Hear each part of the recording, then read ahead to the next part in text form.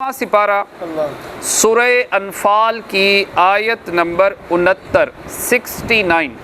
اللہ رب العزت کا فرمانے علی شان ہے فَكُلُوا مِمَّا غَنِمْتُمْ حَلَالًا طَيِّبًا، تو کھاؤ جو غنیمت تمہیں ملی حلال پاکیزہ، وَاتَّقُوا اللَّهَ، اور اللہ سے ڈرتے رہو،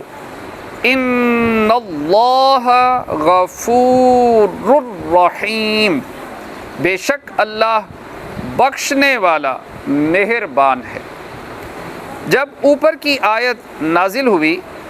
تو نبی کریم صلی اللہ تعالی علیہ وآلہ وسلم کے صحابہ رضی اللہ تعالی عنہم نے جو فدیے لیے تھے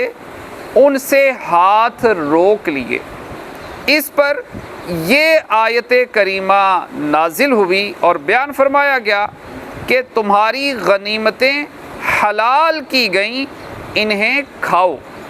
صحیح بخاری اور صحیح مسلم میں حضرت جابر بن عبداللہ رضی اللہ تعالیٰ عنہ سے روایت ہے، رسول اللہ صلی اللہ تعالیٰ علیہ وآلہ وسلم نے ارشاد فرمایا، میرے لیے مال غنیمت کو حلال کر دیا گیا جبکہ مجھ سے پہلے کسی کے لیے بھی حلال نہیں کیا گیا۔ تو کل کی جو آیت مبارکہ تھی اس کے اندر جو ہم نے پڑھا تھا کہ وہ جو مال مسلمانوں نے فدیے کا لیا، تو اس کے بارے میں اللہ کریم نے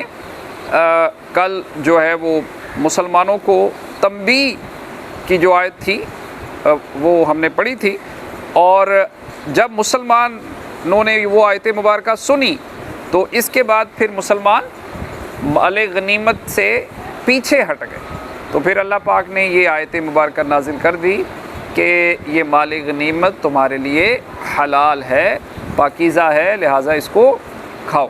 اللہ پاک کی بارگاہ میں دعا ہے جو پڑھا سنا ہمیں عمل کی توفیق عطا فرمائے، آمین، بجاہ خاتم النبیین صلی اللہ تعالی علیہ وآلہ وسلم اجمعین۔